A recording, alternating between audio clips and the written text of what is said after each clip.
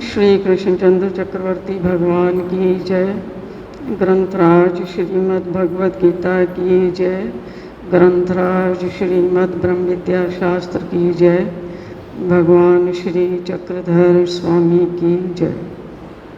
सभी भक्तों को जय श्री कृष्ण, जय श्री चक्रधर, सबको प्रणाम।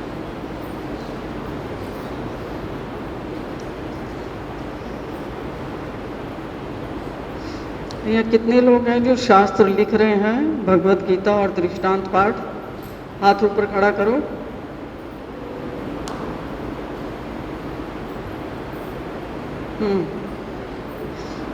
आप में से कितने लोग हैं जो हर रोज लिख रहे हैं एक दृष्टांत और एक श्लोक?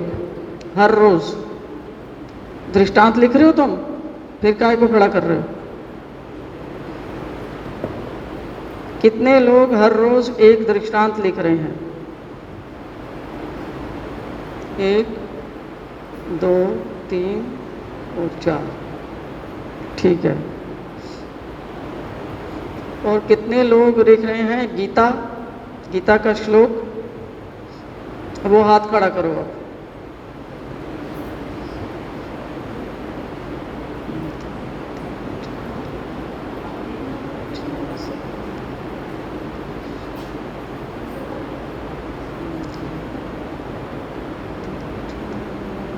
ठीक है।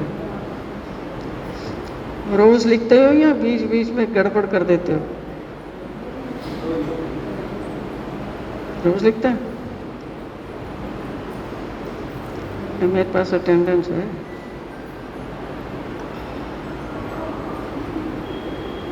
मैंने कंप्यूटर से निकाली है, देखने के लिए तुम कितना सच बोलते हो। इसी को देख रही थी। ये तो कुछ और ही बता रहा है। मुझे पता है तुम लोग गड़बड़ करते हो, इसलिए मैंने निकलवाई है ये। नहीं तो तुम तो हाथ खड़ा करते, तुम ये भी नहीं सोचते कि भगवान के सामने तुम बैठ के यहाँ पर, वो भी मंदिर में आके, कृष्ण के मंदिर में आके झूठ बोल रहे हो। मतलब कितना दम है तुम में, हैं? वो झूठ बोलने वाले को छोड़ देते हैं जी? उनको कोई चकमा दे सकता है? जितने भी संसार में छलिए हैं उन सब के ये उस्ताद हैं। अब उसके साथ में तुम अपनी चतुराई दिखाओगे, काम आएगी? होगा यही कि बाहर जाओगे, बत्ती सी टूटेगी, मुंह के बल गिरोगे और बत्ती सी बाहर आएगी। इसलिए लोगों को अपनी स्मार्ट दिखाते हो, तो तुमने सोचा यहाँ भी अपनी स्मार्ट दिखानी चाहिए, है ना? अच्छी बात है।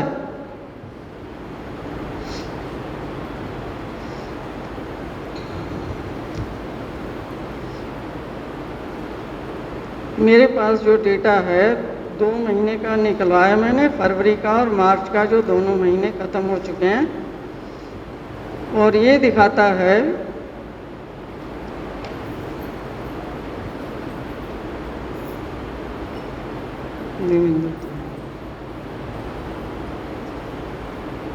जो लोग यहाँ हैं उन्हीं का पढ़ती हूँ, हैं?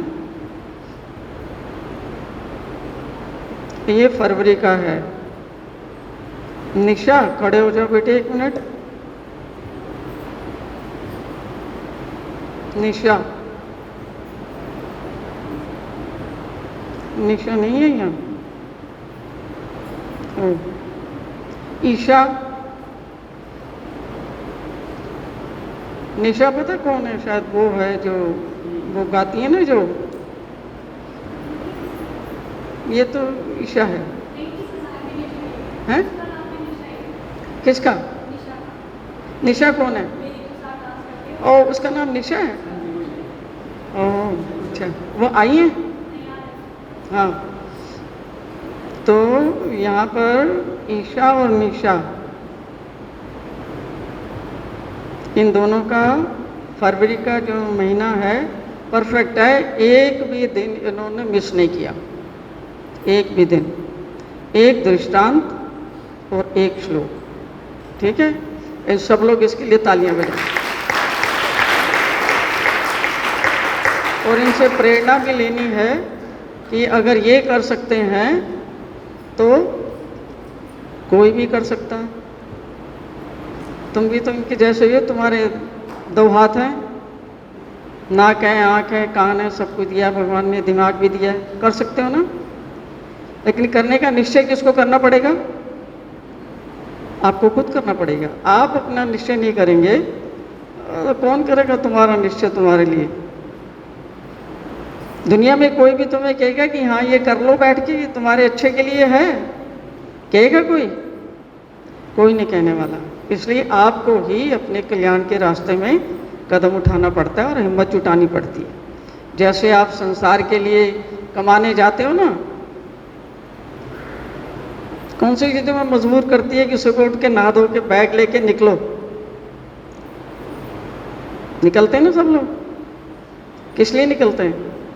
उनको पता है कि पैसा जो है पेट के लिए बड़ा ज़रूरी है, पैसा नहीं होगा तो पेट कैसे पलेगा? पर तुम्हें आत्मा दिखती नहीं है, आत्मा का कल्याण, अरे छोड़ो परे ना, हो गया, हफ्ते में 2-4 दिन कर लेते हैं, तो इतना बहुत है, और कितना करेंगे? और फिर तुम्हारा मन कहता है अरे उनको तो देखो, उनको तो बिल्कुल ही कुछ नहीं पता, मैं तो कम से कम मंदिर जाता हूँ, मैं तो सुबह उठ के कुछ भगवान का नाम लेता हूँ, मैं तो इनसे कितना कितना कितना बढ़िया हूँ। ये कहता ना मन, ये तुम्हें, ये मन आगे बढ़ाएगा या तुम्हें नीचे गटर में लेके जाएगा? हैं? नीचे लेके जाएगा। क्योंकि एक तो तुम कुछ कर नहीं रहे, तो दूसरों औरों को देख करके अपने आप को कह रहे कि मैं तो इनसे ना बहुत बढ़िया हूँ।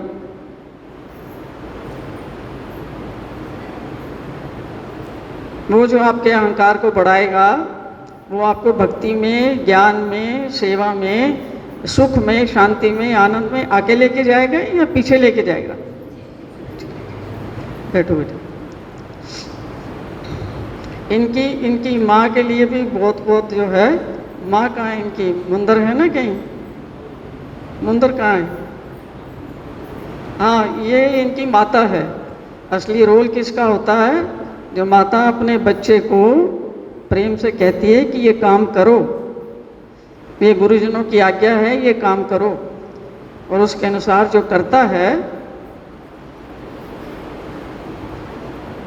तो माता भी जब तक इनको प्रोत्साहन नहीं करती, इनका काम नहीं देखती, इनको बताती नहीं, ये बच्चे आगे बढ़ सकते हैं क्या? इसलिए माता के लिए ज़्यादा धन्यवाद है जिसने अपने बच्चों को इस रास्ते पे लगाया। अब इन्हीं की एक छोटी बहन है, कहाँ है कविता? और ये कविता, और ये दोनों बहनें हैं, और ये लड़कियां इन दोनों की बच्चियां हैं, एक ये ईशा और एक इनकी दूसरी बहन है निशा। तो निशा ने भी बहुत अच्छा काम किया, निशा को भी बता देना, ठीक है? ईशा और निशा दोनों की बच्चियां बहुत अच्छा। बैठ जाओ बेटा। अब इसके बाद में आते हैं, इसके बाद में आते हैं इधर, हाँ स्नेहा। स्नेहा खड़ी हो जाओ। तो तुम्हारी माता भी आई हैं? नहीं आई? इनकी माता भी सेवा में आती हैं, उनका नाम है सरिता। और स्नेहा ने पूरे फरवरी के पूरे जितने भी दिन हैं, 28 दिन तक एक भी दिन को मिस किए बगैर इन्होंने एक श्लोक लिखा है गीता का और एक दृष्टांत लिखा है, ठीक है? तालियां जोरदार। बैठ जाओ।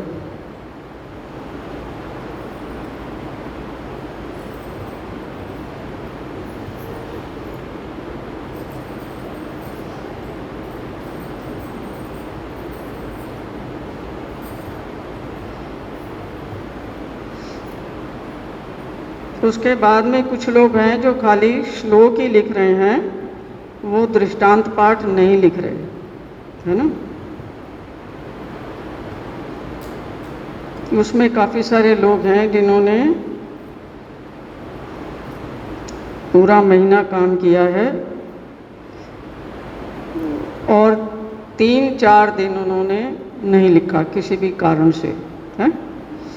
इसमें है अर्चना आती है, अर्चना श्रीवास्तव, फिर इसमें आ जाते हैं देवेंद्र, फिर इसमें आ जाते हैं इंदु श्रीवास्तव, उनको बता देना जाके, और निशा और ईशा, इसमें राजीव सक्सेना, इसमें संजू आता है। संजू खड़े हो जा बेटे।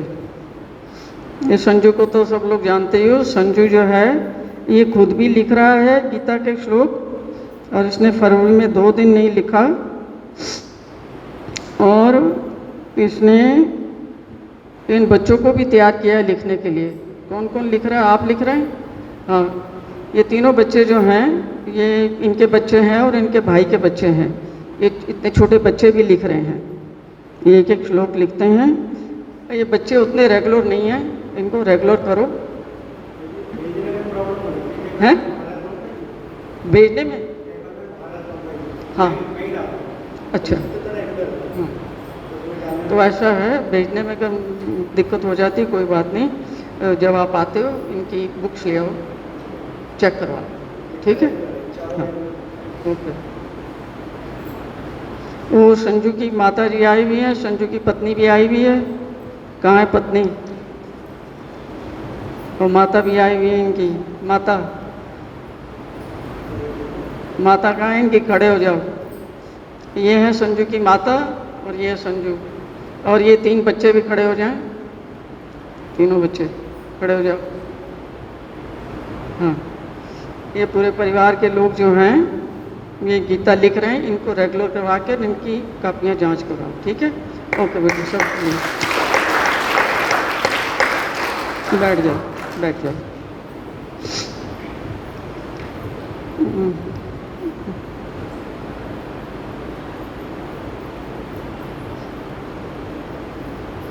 हमारे पास कुछ लोग हैं जो बाहर हैं, कुछ कनाडा में हैं, कुछ लखनऊ में हैं, कुछ अमेरिका में हैं, कुछ यहीं पर हैं, नोएडा में हैं या दूर दूर जगहों में हैं। वो लोग मंदिर में नहीं आ पाते, तो वो लोग भी अपने घर से लिख रहे हैं और भेज रहे हैं। इसमें राजीव सक्सेना जो है वो अब कनाडा चले गए। हाँ, कनाडा चले गए। संजू यहीं है। उसके बाद में एक बेंगलुरु में गया हुआ है एक कपल, उसमें कमलेश है और सुरेश है। वो बेंगलुरु से ही लिख के भेज रहे हैं, उनका भी अच्छा काम है। एक मधु भाटिया हैं जो पहले 2 नंबर में रहती थी, वो बाहर कहीं नोएडा साइड में रहती है दूर। उनका भी 1 महीने में 1 आधी छुट्टी है, बाकी सब में अच्छा काम किया हुआ है।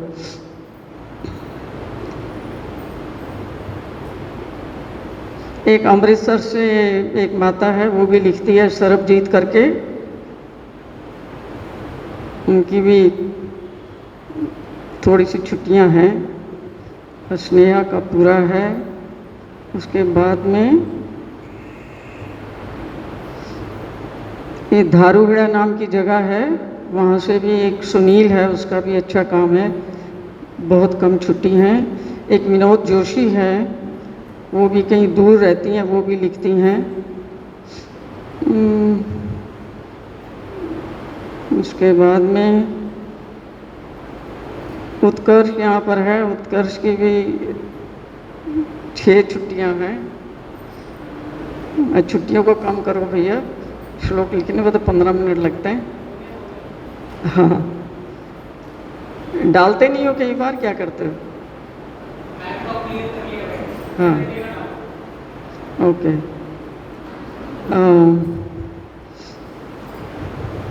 ये यूपी से कुछ लोग हैं, एक उमा जैनर करके है हरिद्वार से, उसकी भी 2 छुट्टियां हैं, बाकी ठीक लिखा हुआ है। उसके बाद में फिर अब ज़्यादा छुट्टियों वाले शुरू हो गए, जिसकी 10 छुट्टियां हैं। 28 तो महीने ही हैं, 10 छुट्टियां कर ली उसमें, तो क्या कहेंगे उनको, है ना। अभी मार्च आ जाता है।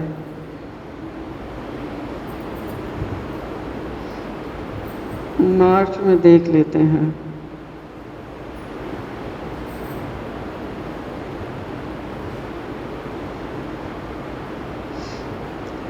मार्च में भी निशा और ईशा इन दोनों के जो हैं, मार्च का महीना पूरा एकदम पैक है, एक दिन की भी छुट्टी नहीं है। बहुत ही अच्छा काम किया इन्होंने।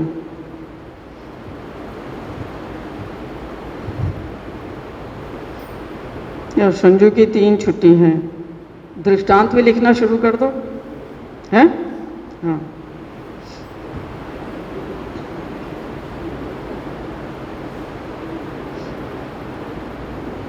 एक दीपा आती है, दीपा की भी इस महीने में तीन छुट्टियां हैं, पर वो खाली श्लोक लिखती हैं, उनका भी अच्छा काम है।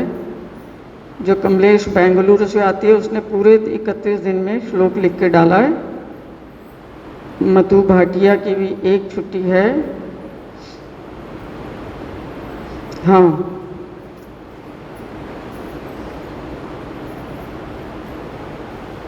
ऋषिमुनि अनीता चौधरी है, डेरा गांव वाली, हैं?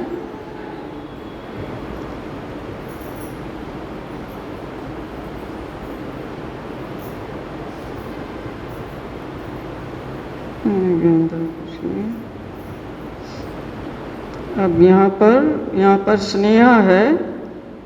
स्नेहा के पूरे 31 दिन पैक्ड हैं, एक भी दिन की छुट्टी नहीं। श्लोक भी है एक हर रोज़, और दृष्टांत भी है एक हर रोज़। स्नेहा को पहले देखा था ना आपने, खड़ी हुई थी इन तीनों लड़कियों के साथ में, बहुत अच्छा काम है। उसके बाद में है धारूहेड़ा से सुनील आती है, उसका भी अच्छा काम है। एक विनोद जोशी है, उसने भी अच्छा काम किया है। और फिर ये हरिद्वार से उमा जैनर हैं,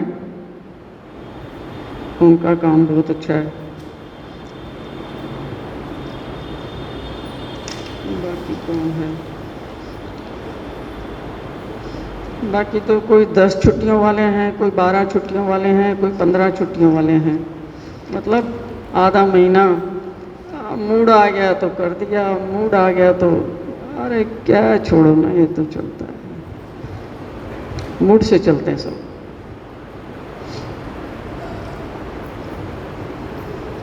तुम्हारे मूड के कारण ही तो तुम्हारे इतनी परेशानियां हैं।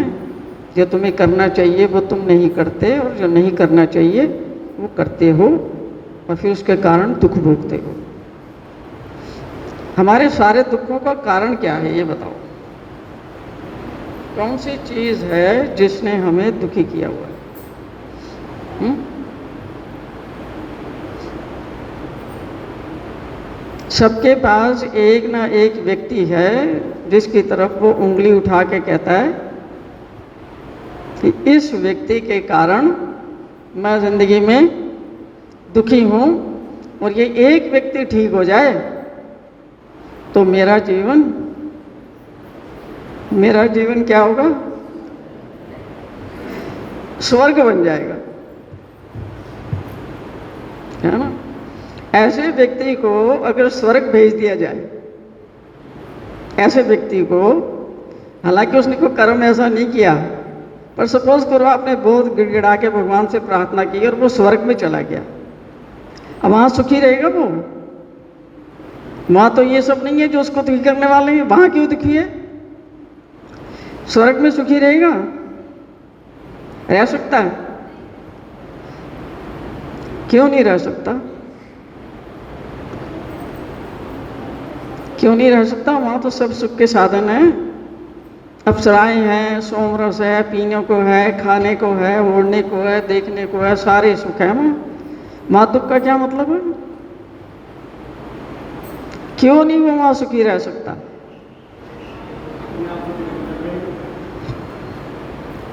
जो यहाँ दुखी है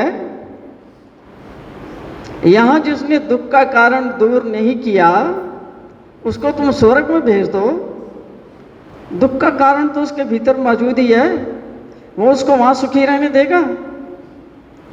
सुखी रहने दे सकता है? नहीं रह सकता। मैंने तुम्हें कितनी सुनाई हुई हैं ऐसी चीज़ें। एक माता की कहानी याद है, वो बेचारी आई होगी कहीं बाहर से, यहाँ कहीं ब्याह दिया उसको,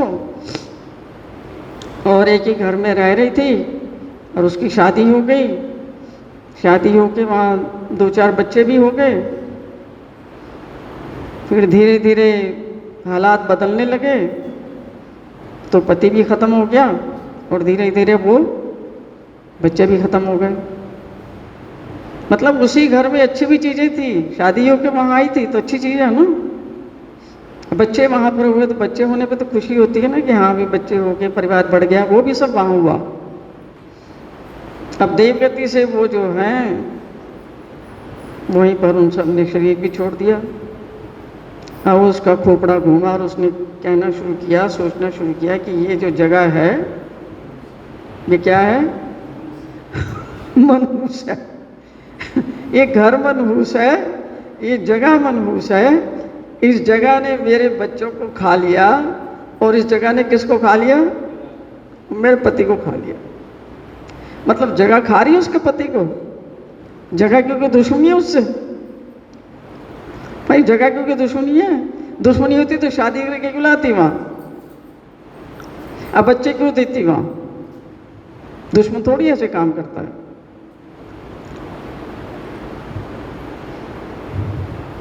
जगह मनहूस हो सकती है, जगह तो जगह ही है, पर उसने अपने दिमाग में धारणा बना ली कि इस घर ने ही बच्चे खाए हैं और इस घर ने ही पति खाए। अब वो धारणा उस स्त्री का जीवन चला रही है। उसने कहा इस घर को ही बेच देती हूँ मैं, और ये घर भी मनहूस है और ये शहर भी मनहूस है। अब मैं इसे किसी नई जगह में जाऊंगी बहुत दूर। उसने सुन रखा था महाराष्ट्र अच्छी जगह है। उसने कहा वहाँ जाती हूँ, पूना के पास महाराष्ट्र में, वहाँ जाऊंगी। वहाँ चली जाती है। अब उसके तो कोई है नहीं, ना कोई आगे है ना कोई पीछे है। पति भी गया, बच्चे भी गए, घर भी उसने छोड़ दिया, तो सास ससुर और जो भी थे उनके साथ भी संबंध सब छूट गया। वहाँ चली जाती है। वहाँ पर जाके बस वो जो ये भागवत की कथाएं लगती ना, पुराण की, वो पुराण की कथाएं सुनती थी, दिन भर मंदिरों में डोलती थी। उसने सही इससे शांति मिल जाएगी। वो भिक्षा मांग के खा लेती थी।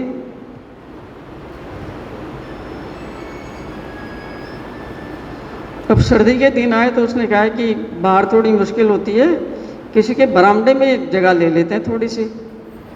तो एक ब्राह्मण था, तो उसने कहा कि ब्राह्मण देवता, मैं तुम्हारे बरामदे में सो जाया करूं, मैं दिन भर तो बाहर रहती हूँ, कथाएं सुनती हूँ जाके, जो लगते हैं ना भागवत के सप्ताह, वो सुनती हूँ और मंदिरों के दर्शन करती हूँ। उसने कहा हाँ पढ़ी रहो यहाँ। उसमें ब्राह्मण ने कहा मेरा बहुत बड़ा बरामदा है इधर, कहाँ भैंस भी है, तुम यहाँ पढ़ी रहो। कहा ठीक है। तो थोड़े 4-6 महीने बीत गए, बड़ा अच्छा चल रहा था उसका सब कुछ।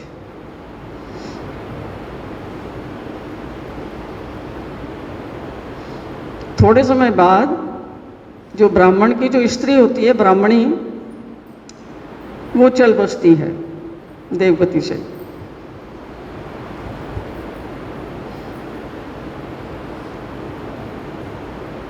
अब जिसके बरामदे में तुम रह रहे हो तो तुम्हारा कोई तो कोई कर्तव्य बनता है ना। अब ब्राह्मणी चली गई तो ब्राह्मण ने कहा माता तुम बरामदे में पड़ी रहती हो, तो अब मेरी ब्राह्मणी तो चली गई, तो छोटे छोटे बालक हैं, तुम इनके लिए थोड़ी रोटी सेक दिया करो, मैं आटा मांग के ले आऊँगा, तुम उसको आटा गूंथ के रोटी सेक दिया करो थोड़ी। उसने कहा हाँ सेक दूंगी। तो उसने रोटी सेकनी शुरू कर दी। माता के जाने के बाद जो छोटे 2 बच्चे थे वो बेचारे, अब वो उनको माता का प्यार तो नहीं दे सकती, वो तो उन बच्चों को दूर भगाती थी, क्योंकि उसके बेचारे के अपने 3-4 बच्चे जो थे वो ख़त्म हो गए थे, तो बच्चों से इतना दूर रहती थी, ज़रा सा भी उनको प्यार की नज़र से नहीं देखती थी। वो कह रही थी बच्चे धोखेबाज होते हैं, मेरे बच्चे जो मेरे को धोखा दे के चले गए। तो उसका दिल अंदर से बहुत ख़राब था बच्चों के प्रति, तो वो बच्चों को प्रेम थोड़ी दे सकती थी। तो माता के अभाव में वो छोटे वाले 2 बच्चे ख़त्म हो गए।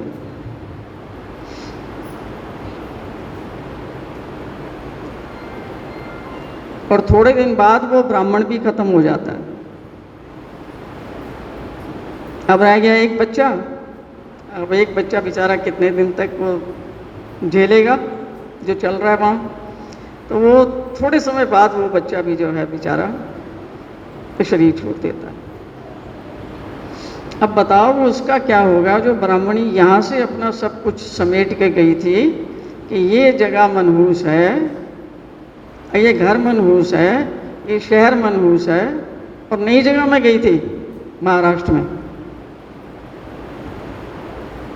अब वो भी जगह क्या हो गई? तो मनहूस ये स्थान है, तुम जो बदल रहे हो, 1 स्थान या 2 स्थान या 3 स्थान, मनहूस क्या चीज़ है? कौन सी चीज़ जो है इसमें गड़बड़ है जिसको कोई देख नहीं पा रहा? जिसकी दृष्टि बाहर है वो तो बाहर ही देखेगा ना। असली क्या हो रहा है यहाँ? गड़बड़ कहाँ है? गड़बड़ कहाँ है? गड़बड़ हमारे भीतर है। जब तक हम अंदर से अशांत हैं, दुखी हैं, परेशान हैं, हमें किसी भी जगह में रख दो, यहाँ रख दो, अमेरिका में रख दो, नागपुर में रख दो, पूना में रख दो, कश्मीर में रख दो, साउथ में रख दो, कहीं भी रख दो, आपकी बेचैनी बनी रहेगी ना? बनी रहेगी या ठीक हो जाएगी? और ये बेचैनी तब तक बनी रहती है जब तक आपकी उंगली बाहर उठती है। जब तक उंगली बाहर उठती है ना, बेचैनी है आपके भीतर, और उंगली कहाँ उठा रहे हैं? उधर उठा रहे हैं उंगली, उधर। कभी भी सुखी हो पाओगे? कभी भी 100 साल भी करते रहो, हो जाओगे सुखी? हैं? नहीं। सुखी होने के लिए चीज को समझना पड़ता है कि मेरा दुख जो है कहाँ से आ रहा है, और मैं इस दुख को कैसे दूर कर सकती हूँ, कर सकता हूँ। पहले ये देखना पड़ता है कि ये आ कहाँ से रहा है, और ऐसी कौन सी चीज़ है हमारे अंदर जो दुखी हो रही है। क्या आपका हाथ दुखी हो रहा है? आपका सिर दुखी हो रहा है? आपका पैर दुखी हो रहा है? आंख दुखी हो रही है? कौन दुखी हो रहा है? कौन दुखी होता है? मन दुखी होता है। किसने बोला मन है? हाँ, मन दुखी होता है, और मन ही सुखी होता है। अब सुखी कब होता है ये समझो, जब हर चीज आपकी इच्छा के अनुसार हो रही है, जब हर चीज आपकी मर्जी के अनुसार हो रही है, तो ये मन गदगद होता है। हाँ, सब लोग मेरी बात मान रहे हैं। और जब कोई आपकी बात को नहीं मानता, तो आपका मन मायूस हो जाता है, दुखी हो जाता है, मायूस हो जाता है, परेशान हो जाता है। चाहे वो आपका पति हो जो आपकी बात नहीं मान रहा, या आपकी पत्नी हो जो आपकी बात नहीं मान रही, या आपके बच्चे हों वो आपकी बात नहीं मान रहे, या आपके सास ससुर हों जो आपकी बात नहीं सुन रहे, कोई भी एक भी व्यक्ति अगर आपकी बात को नहीं सुनता, नहीं मानता, वो आपके मन को अच्छा लगता है? अच्छा लगता है? बिल्कुल नहीं लगता। अब उसको अच्छा नहीं लग रहा, इसलिए वो दुखी है। तो दुख और सुख का कारण क्या निकला? किस लिए हो रहा है दुख और सुख? आपके मन के कारण। आपके मन को जो अच्छा नहीं लग रहा, वो ही आपके दुख का मूल कारण है। और आपके मन को जो अच्छा लग रहा है, वो ही आपके मन के सुख का मूल कारण है।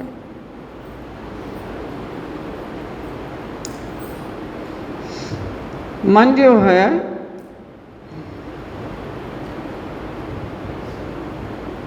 ये केवल बाहर की चीज़ों को महसूस कर सकता है।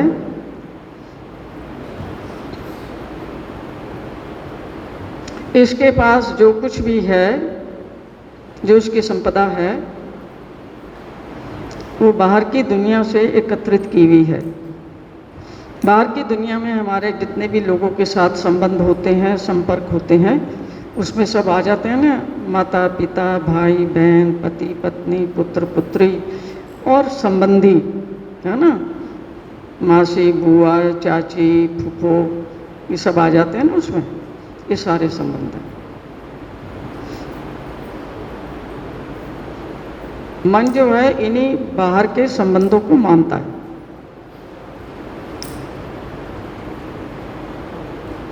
और हमारे भीतर जो आत्मा है वो इनमें से किसी भी संबंध को नहीं मानती। वो अपने संबंध को भगवान के साथ जो उसका संबंध है उसको मानती। जानते एक आत्मा होती है शरीर के अंदर, जिसको आत्मा राम बोलते हो तुम लोग, है ना। जब वो कोई मर जाता है उसको जलाने जाते हो, फिर उसके अंदर ढूंढते हो ना कोई एक आत्मा राम जो यहाँ से निकलता है कुछ। कितने लोगों ने देखा है आत्माराम लोगों का? देखा किसी ने? वो फूल चुनने जाते हो ना, फूल चुन रखे हैं? कितने लोगों ने फूल चुन रखे हैं? तुम में से किसी ने भी नहीं चुने? चुने थे? तुम में से किसी ने चुने फूल? हैं? नहीं चुने। सुना तो है तुमने कि एक आत्माराम होता है। देखो जो व्यक्ति चला गया है, जाने से पहले उसका शरीर तो वहीं था ना।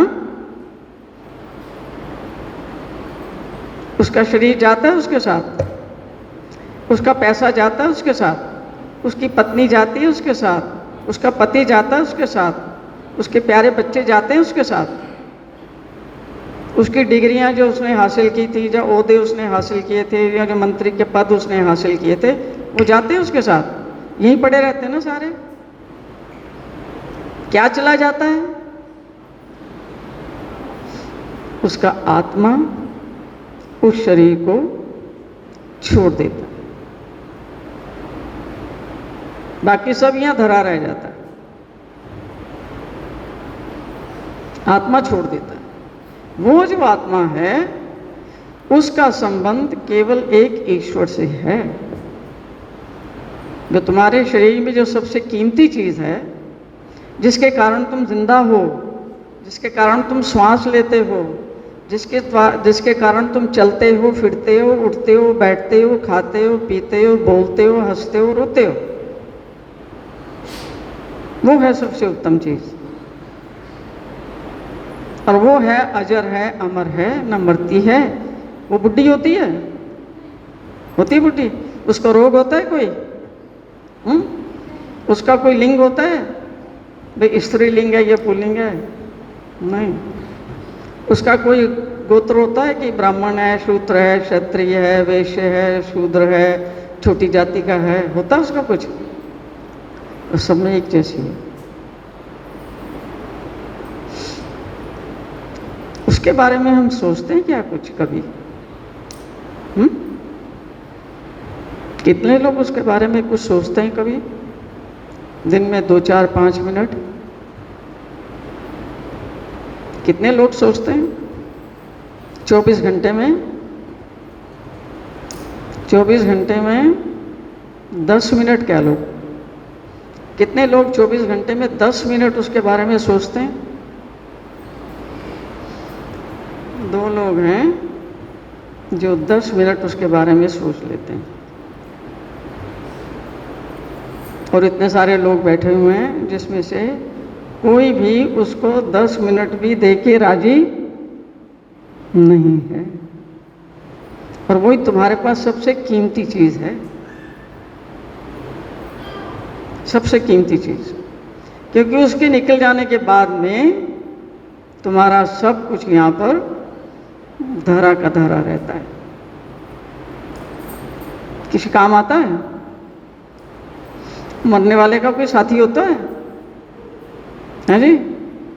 जो पत्नी कहती है कि भैया मैं तुम्हारे बगैर रोटी नहीं खाऊंगी, तुम आज ना जल्दी फिर इकट्ठा रोटी खाएंगे, वो जाती है उसके साथ, है जी? जाती है उसके साथ। माँ जाती है उसके साथ।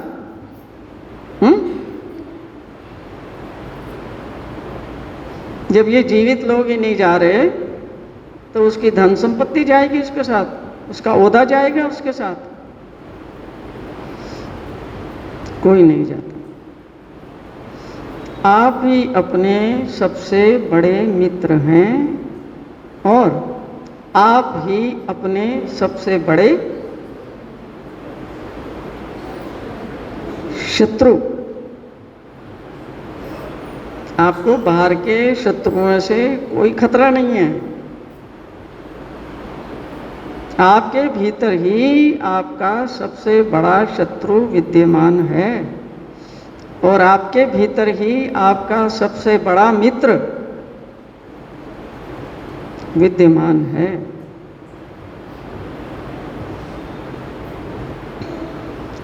जो व्यक्ति स्वयं ही अपना मित्र है वो कभी भी दुखी हो सकता है? हो सकता है कभी भी दुखी? नहीं हो सकता। और जो व्यक्ति स्वयं ही अपना शत्रु है वो कभी भी सुखी हो सकता है? हमेशा दुख में रहेगा। क्यों? क्योंकि वो अपने साथ शत्रुता का व्यवहार कर रहा है। देखो, बाहर का शत्रु जो होता है ना, बाहर के शत्रु से तो बचाव कर सकते हो ना। सपोज किसी ने कहा कि यहाँ आपका ना कोई दुश्मन है, तुम कहो ठीक है मैं बॉडीगार्ड लगा लेता हूँ, है ना, 10-20 हज़ार रुपया महीना देके उसको बॉडीगार्ड को लगा लेंगे, बड़ा वाला मूछ वाला ऐसे आके ना वो अपना कुछ ना कुछ लेके वहाँ खड़ा होगा। और जो तुम्हारे अंदर जो तुम्हारा शत्रु घुसा बैठा है उससे बचाव कैसे करोगे? यानी अंदर भी बिठाओगे कोई मूछों वाला? यानी अंदर भी बिठाओगे किसी को? अंदर कौन तुम्हारी उससे बचाव करेगा? है कोई?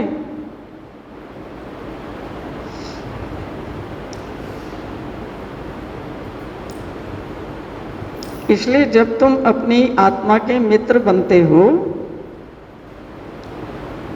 तो तुम्हारा अंदर से भी बचाव होता है और बाहर से भी बचाव होता है।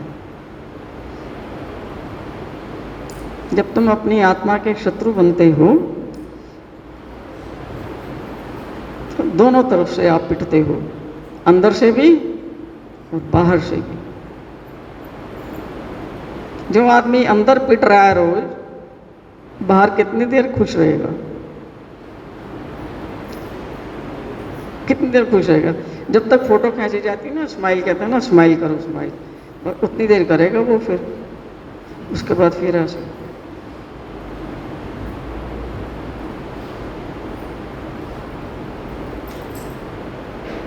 फोटो खींचनी। हाँ,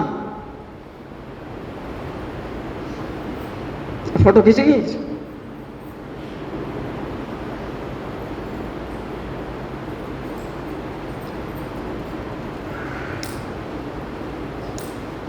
अब चॉइस तुम्हारी है। तुम हमेशा मुस्कुराना चाहते हो अंदर और बाहर, या तुम यही करना चाहते हो जो तुम कर रहे हो। ये चॉइस है और ये चॉइस तुम्हारे हाथ में है, क्योंकि इसमें बाहर का कोई भी व्यक्ति, कोई भी परिस्थिति, कोई कुछ भी इसमें इन्वॉल्व नहीं है। अंदर जो हो रहा है, आपके अंदर जो संवाद चल रहे हैं, आपके अंदर जो चीज़ें हो रही हैं, वो 99% चीज़ें हैं। बाहर जो तुम्हें दिखता है 1% है। 1% घटनाएं और परिस्थितियां बाहर हो रही हैं और 99% कहाँ हो रही हैं? अंदर। अंदर से ही सब कुछ बाहर आ रहा है। जो भगवान का मार्ग है, वो कहते हैं एक बार तुम मेरे साथ जुड़ जाओ, अंदर से अपनी आत्मा का जुड़ाव मेरे साथ कर लो, तुम अंदर से सुखी रहोगे तो तुम्हारे अंदर से सुख ही फूट के आएगा बाहर। फूट के कैसे बाहर आएगा? तुम्हारी आंखों से फूट के बाहर आ जाएगा, तुम्हारे मुंह से फूट के बाहर आ जाएगा, और तुम्हारे हाथों से और पैरों से वैसे ही काम होंगे। और अगर तुम अपने मन की सुनोगे और उसकी बकबक को सुनोगे और उसको तवज्जो दोगे, तो तुम्हारे अंदर सबसे पहले कलेश भरेगा, दुख भरेगा, संघर्ष भरेगा, तुम्हारी आंखों से फूटेगा। तुमने देखा किसी लोगों की आंखें, जैसे तुम्हें देखते ही ऐसा लगता है जैसे खा जाएंगे तुम्हें। देखी ऐसी आंखें? कितने लोगों ने देखी ऐसी आंखें? वो बेचारे नॉर्मली बात कर रहे हैं और तुम्हें लगता है कि साला ये तो दुष्ट है, साला खा ही जाएगा, पता नहीं क्या। देखे ना सब? तो वो जो अंदर है वो बेचारा आंखों से फूटता है। और आंखों से अगर किसी की नहीं फूटा, मैं ये फूटने के लिए ये जगह है। यहाँ से क्या फूटेगा? यहाँ से फूल बरसेंगे या अंगारे? अंगारे सबने देख रखे हैं ना, यहाँ मुंह खोलते ही अंगारे फटते हैं। अंगारे किस लिए फूट रहे? क्योंकि अंदर जो अंगारे भरे पड़े वही तो बाहर आएंगे। और फिर हाथ पैर तो बेचारे वो अपना काम करते ही हैं, उनको जैसा आदेश मिलता है वैसा करते हैं।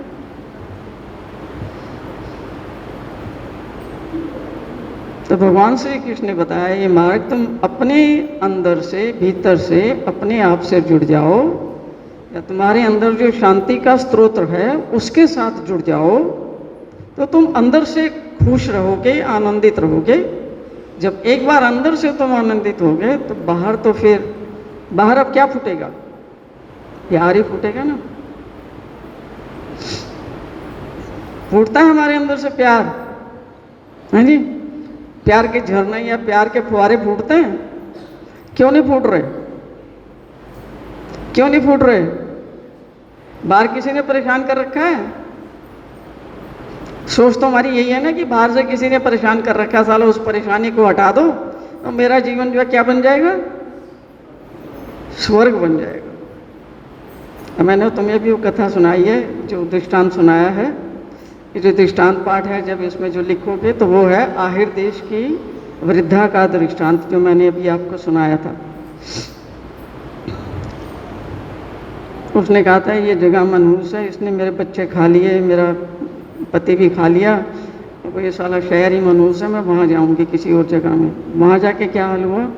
वो मैंने पूरी कर दी थी कि आखिरकार में वो ब्राह्मण भी चला गया और सारे बच्चे भी चले गए। अब देखो उस बेचारी की क्या दशा होगी। एक बार तो वो खुद अपने बच्चों के साथ देखा ही सब कुछ, और अब दोबारा उसको कहाँ देखना पड़ा? नई जगह में जा कर के भी उसका वही अनुभव रहा। Same pattern was repeated. तब उसके दुख की कोई सीमा रही होगी? अब उसके अंदर शक्ति सामर्थ्य है कि तीसरी बार उसको झेले? पर क्या वो अपने भीतर देखने के लिए राजी है कि ये सारी समस्याएं कहाँ से उठ रही हैं? बाहर तो कुछ है ही नहीं, समस्या तो अंदर है, और ढूंढा कहाँ जा रहा है उसको? बाहर। और बाहर ढूंढने में जितने भी निर्दोष लोग हैं उनको दोष दिया जा रहा है। दोष दे रहे हैं ना बाहर के लोगों को कि ये घर मनहूस है, ये जगह मनहूस है, रिश्तेदार मनहूस है, फलानी जगह मनहूस है। कभी ये कहता है कि मेरी सोच मनहूस है, मैं ही मनहूस हूँ। मनहूस सोच का व्यक्ति, ऐसे व्यक्ति को स्वर्ग में भी भेज दो, मां सुखी हो जाएगा, है जी? स्वर्ग में जहाँ सब मौज मस्ती कर रहे हैं, नहीं हो सकता, क्योंकि उसकी वही घिटी पिसी सोच तो उसके साथ ही है, वो उसको सुखी होने देगी। इसलिए भगवान कहते हैं कि अपने आप को जानने का प्रयास करो, अपने विचारों को जानो, अपनी भावनाओं को जानो और अपनी आत्मा की सच्चाई जानकर अंदर से अपनी आत्मा के साथ जुड़ो, जो नित्य तुम्हारे साथ है। ये शरीर तो नित्य तुम्हारे साथ नहीं रह सकता। पहले तुम्हारा कोई और शरीर था, इसको छोड़ के कोई और शरीर धारण करोगे, है ना? पर आत्मा तो वही है ना, वही डे वन से तुम्हारे साथ चली आ रही है। ये तुम्हारा शरीर तो कितनी चीज़ें बदल चुका है ना।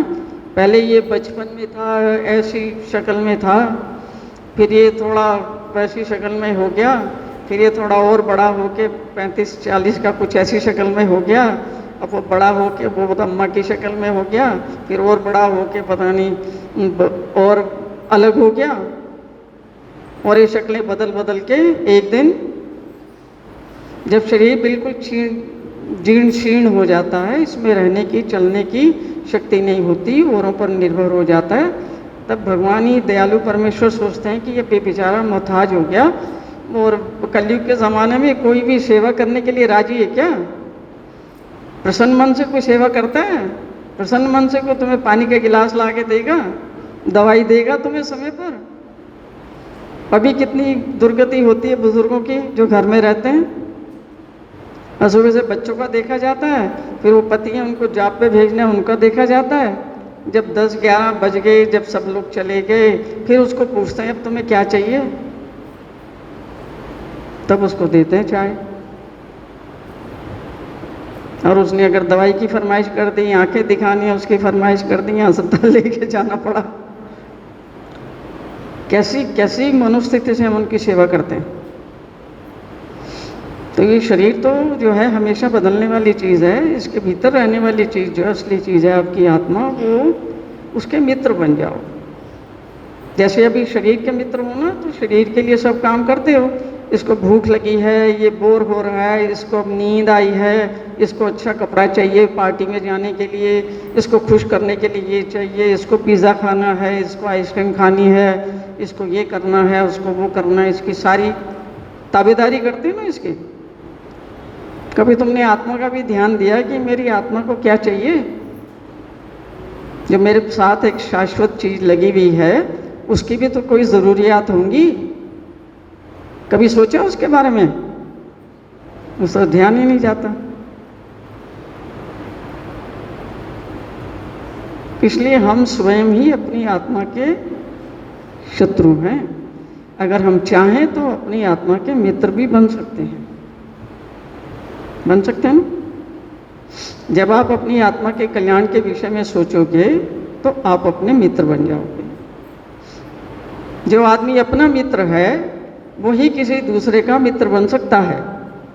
जो आदमी स्वयं अपना शत्रु है वो तुम्हारा मित्र बनेगा? कभी भी बन सकता है, चाहे तुम्हारी उसके साथ शादी हो रखी हो, बन जाएगा तुम्हारा मित्र? कभी नहीं, क्योंकि वो पहले अपना ही मित्र नहीं है। तो सच्चाई को पहचानो। जो दो चीज़ें जो अटल सत्य हैं इस संसार में, एक आत्मा है, परमात्मा है। ये दोनों कभी ना मरते हैं, ना जलते हैं, ना सड़ते हैं, ना खत्म होते हैं, ना पैदा होते हैं। ये हमेशा से हैं, शाश्वत हैं, सनातन है, पुरातन है। इनके साथ अपना संबंध जोड़ो, आत्मा का संबंध परमात्मा से जोड़ो, भगवान के साथ जुड़ के रहो, तो आपके जीवन में सब चीज़ों के लिए आपका अंदर से मार्गदर्शन होगा और आपका जीवन अंदर से सुखी होना शुरू होगा। तब वो सुख आपके जीवन में बाहर भी आएगा। और उसके तरीके कुछ बता रखे हैं शास्त्र में, जो हम जो लोग आते हैं उनसे करवाते हैं कि थोड़ा गीता शास्त्र को पढ़ें, दिन में एक श्लोक रोज़ लिखें, एक छोटा सा दृष्टांत है 10-15 मिनट का, उसको लिखें, थोड़ी देर भगवान का स्मरण करें, हफ्ते में एक दिन आकर के मंदिर में निष्काम भाव से, निस्वार्थ भाव से सेवा करें और अपनी माइंड की जो स्थिति है उसको बदलें, ताकि भीतर से आपको संतुष्टि मिले, सुख मिले, शांति मिले, ताकि जब आप अपने परिवार में जाएं तो वहाँ पर भी आपकी वो शांति, वो संतुष्टि बरकरार रहे। यही है भगवान का मॉडल। वो खुद तो आनंद में हैं और उनका शास्त्र भी उन्होंने ऐसा बताया है जो आपके जीवन में हमेशा खुशी, आनंद और संतुष्टि लेके आता है। मैं यहाँ पर अपने जो है प्रवचन यहाँ पर रोक देती हूँ। जो आज हमने बात की है उसके बारे में किसी को कोई प्रश्न है तो वो पूछ सकते हैं।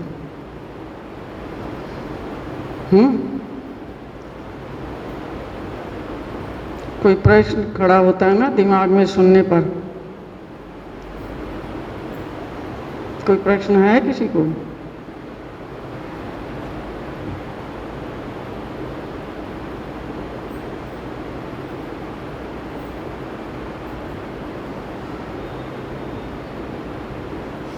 है कोई प्रश्न? कितने लोगों को मेरी बात समझ आई है जो मैं बता रही हूँ? जो मैंने बात शुरू की थी कि आत्मा के शत्रु नहीं, आत्मा के मित्र बनो, है ना। और मैंने आपको दृष्टांत सुनाया था, वो एक, हम लोग सोचते हैं कि बाहर की चीज़ें खराब है, उंगली वहाँ उठाते हैं, ये नहीं देखते कि एक उंगली अगर वहाँ जा रही है तो ये 3 उंगलियाँ और ये अंगूठा, ये किसकी तरफ है? ये तो मेरी तरफ ही है ना। तो अधिकतर सारी समस्याएं कहाँ हैं? अंदर ही है। ये उंगली उठी है तो एक है ना, 5 में से एक उठी है, एक उधर देख रही है, तो 4 किधर देख रही हैं? इधर। लेकिन हम सारी उम्र हमारी उंगली ऐसे ही रहती है कि मैं जो हूँ बिल्कुल ठीक हूँ, मैं किसी का बुरा नहीं करती, मैं किसी को दुख नहीं देती, मेरे साथ लोग ऐसा क्यों करते हैं? इसी चीज़ ने हमें परेशान किया है। ये हमारा जो मन है ये हमको ऐसे कहता है कि मैं बिल्कुल ठीक हूँ, गलती कहीं और है, इसलिए हम लोगों को कहते हैं सुधर जाओ, जितना जल्दी हो सकता है सुधर जाओ, और उनको धमकी देते हैं, उनके ऊपर गाली गलौज करते हैं। कुछ तो ऐसे भी नहीं हो जो मार पिटाई करते हैं, घसीट कर अपने घरों से बाल पकड़ के या कुछ पकड़ के सड़क पे ले आते हैं, गली मोहल्ला भी देखता है,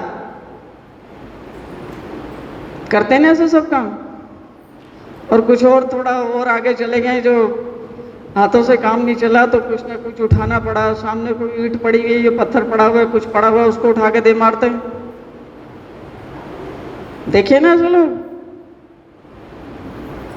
क्या तो फिर FIR होगी, पुलिस आएगी, वो निर्णय करेगी गलती किसकी है। तब भी हम अपनी गलती मानते हैं? नहीं, मैंने तो कुछ किया ही नहीं है। कभी भी मानते हैं अपनी गलती? कभी नहीं मानते। और देखो प्रकृति क्या सिखाती है, एक हाथ से मैं ताली बजाने की कोशिश करूं, एक हाथ से मैं 1 साल ताली बजाने की कोशिश करूं, ताली बजेगी कभी? इससे क्या समझ आता है? गलती के लिए 2 हाथों की ज़रूरत है। और हम मान के राजी नहीं, मैंने कुछ किया ही नहीं, मेरे से कसम खिलवा लो किसी की, भगवान की भी झूठी कसम खा जाएंगे, अपने बच्चों की झूठी कसम खा जाएंगे। नहीं, अपनी मैं को बचाने के लिए नहीं, मैंने नहीं किया, जिसकी मर्जी कसम खिलवाओ। तो ऐसे मक्कार जो हैं उनको कभी शांति मिलती है? वो जिंदगी भर जेब में करोड़ों के रुपए हों, अंदर से खाली, खोखले, परेशान, और जहाँ भी जाएंगे क्या फैलाएंगे? जो आदमी खुद परेशान है वो बाहर क्या फैलाएगा, क्या लेके जाएगा अपने साथ? उसके पास क्या है देने के लिए? परेशानी, परेशानी है ना उसके पास देने के लिए। जहाँ भी जाएंगे दूसरों को परेशान करेंगे। भगवान कह रहे हैं ऐसे मत करो, क्यों तुम अपने साथ ऐसे शत्रुता का व्यवहार करते हो? मैंने तुम्हें संसार में भेजा है, सुख के लिए भेजा है, आनंद के लिए भेजा है, शांति से रहने के लिए भेजा है, दूसरों के जीवन में भी प्रेम घोलने के लिए भेजा है। तुम ऐसा व्यवहार क्यों करते हो? तुम अपने मन के पीछे लग के, अपने अहंकार के पीछे लगते ऐसे काम कर रहे हो। इसलिए अपने मन को अपना मित्र बनाओ, उसको काबू में रखो और अपने अहम को छोड़ो। आत्मा के बारे में विचार करो, जो तुम्हारे पास बेशकीमती चीज़ है उसके कल्याण का सोचो, तो तुम्हारे जीवन में अंदर से सुख आएगा, शांति भी आएगी, आनंद भी आएगा, और फिर तुम सुख से शांति से रहोगे तो जहाँ भी जाओगे क्या बांटोगे? सुख बांटोगे, शांति बांटोगे, आनंद बांटोगे। वो तो ये रास्ता दिखा रहे हैं। उस रास्ते में चलने के लिए हमारे पास अड़चन कौन पैदा करता है? हमारा मन और हमारा अहंकार। वो कहता है नहीं, मैं ही भगवान हूँ, कमा के तो मैं ही ला रहा हूँ, तुम तो साले निकम्मे हो। मैं कमा के लाना बंद कर दूँ तो तुम सारे के सारे भूखे मर जाओ, इसलिए अपनी औकात में रहो, ये कहता है। तो ऐसी एटीट्यूड से बताओ शांति रहेगी घर में? रह सकती है? इसलिए भगवान कहते हैं समझदारी से काम लो। वो सिर्फ रास्ता दिखाते हैं, उसके ऊपर चलना किसका काम है? हमारा। आप सबने प्यार से सुना, उसके लिए आपकी आभारी हूँ। सबको जय श्री कृष्ण, जय श्री चक्रधर, दंडवत प्रणाम। श्री कृष्णचंद्र चक्रवर्ती भगवान की जय। ग्रंथराज श्रीमद् भगवद गीता की जय। ग्रंथराज श्रीमद् ब्रह्म विद्या शास्त्र की जय। भगवान श्री चक्रधर स्वामी की जय।